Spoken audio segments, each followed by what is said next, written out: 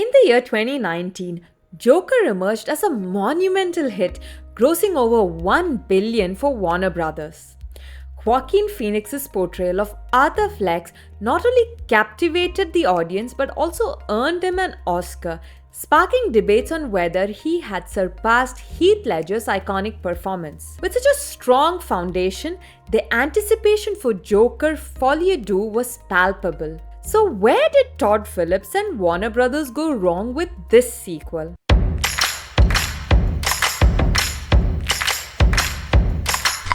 Hello everybody, welcome to Tanu's Cine Bites.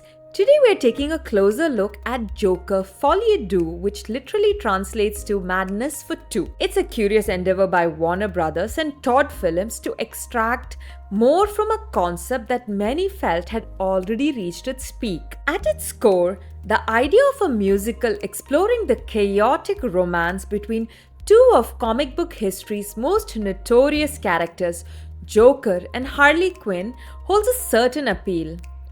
Love can drive people into madness after all. However, despite this intriguing premises, the execution fell flat in several key areas. So before we go any further, let me tell you there are going to be a couple of spoilers that we're going to be talking about, and you have been fairly warned. Number one is the lack of chemistry. One of the most critical elements of a romantic narrative is the chemistry between the leads.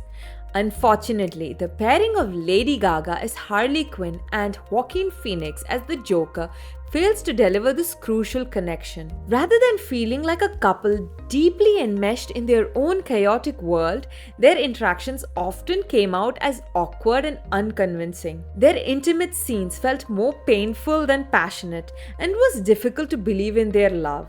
At times, it seemed as if Harley's excitement was very forced, lacking the genuine spark one would expect from such a volatile relationship. Number two is the poor selection of the jukebox musicals. From the outset, Folie Deux was announced as a musical, which raised the stakes for its soundtrack.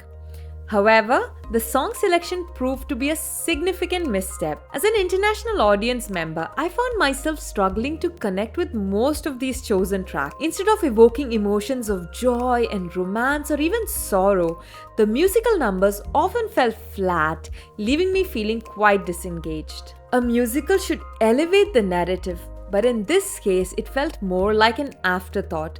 It was lacking the zest that could have made the movie so much more memorable. Think of movies like La La Land, Dreamgirls, Rock of Ages. The music had a very crucial role to play. Number three is the singing performance by the lead actors. While we know Lady Gaga possesses immense vocal talent, her portrayal of Harley Quinn showcased a surprisingly subdued performance. Her singing lacked the energy and charisma one might expect from a character as flamboyant as Harley. Similarly, Joaquin Phoenix, although is an Oscar-winning actor, he definitely struggled in the musical arena. Trust me guys, he's not going to be winning a Tony Award. His singing felt unremarkable, prompting thoughts of whether a playback singer might have elevated the performance. In comparison to traditional musical performance, this film fell short, lacking the dynamic vocal delivery necessary to captivate the audience. So before I go to point number 4, I just want to remind you guys, if you're enjoying this video, please don't forget to press a like button on the video and to subscribe to my channel to get more videos like these. Number 4, long runtime. Clocking in nearly at 2 hours and 18 minutes, Folie Deux felt overly long and meandering. With a convoluted story and a lackluster musical number and minimal chemistry, the film really tested my patience. The drawn-out runtime only magnified the film's shortcomings, making it feel like an endurance test rather than an engaging cinematic performance. Number 5, it's a crucial point, is that the movie lacked soul. At its core, Folie Deux grapples with a fundamental issue. It struggles to convey a cohesive story. While it's aiming to blend elements of a musical, a love story, and even courtroom drama, it ultimately leaves audience feeling confused. For example, the film fails to dive deeply into Harley Quinn's backstory or motivations, leaving us wondering what drew her to the Joker. We get glimpses of Arthur Fleck's loneliness and vulnerability, but Harley's perspective remains murky. This lack of exploration diminishes the emotional weightage of their relationship, rendering to the narrative being quite unsatisfying.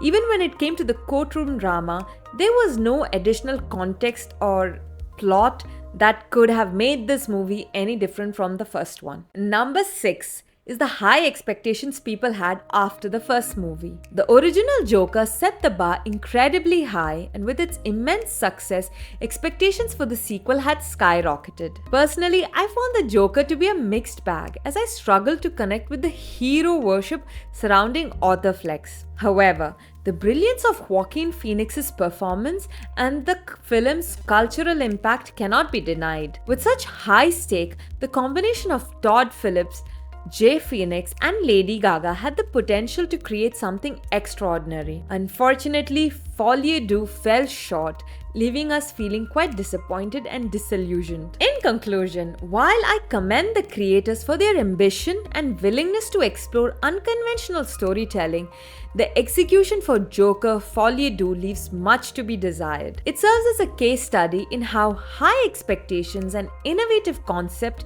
can falter without a proper execution. If you're interested in exploring the reasons why this film failed, then you have to go and watch it. However, don't expect it to resonate with you in the same way that the predecessor movie did. So that's it, guys. Thank you for joining me today on Tanu's Cine Bites. Like I said earlier, please don't forget to like and subscribe for more content, and let me know what you thought about Joker Folie in the comments below. Did it meet your expectations? Did it leave you feeling perplexed as I was? Let me know. Until then, take care. Ciao ciao.